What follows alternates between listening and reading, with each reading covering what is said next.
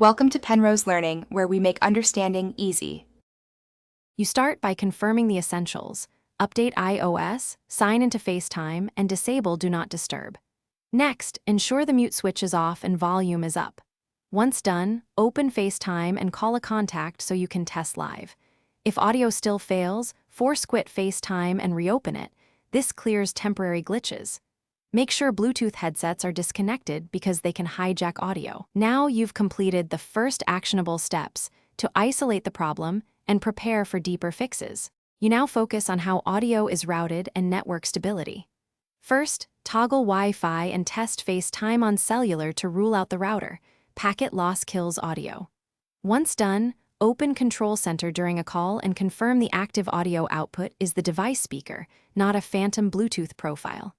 Make sure Bluetooth is toggled. Forget and repair headsets if needed. If you switched networks, wait a few seconds for reconnection before testing again so routing tables update properly. You complete the process with a targeted reset and verification.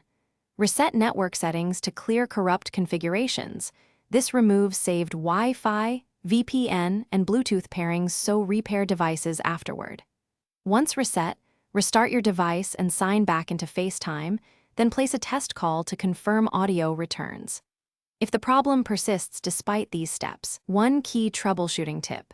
Try a different Apple ID on the device or test with another device to isolate account.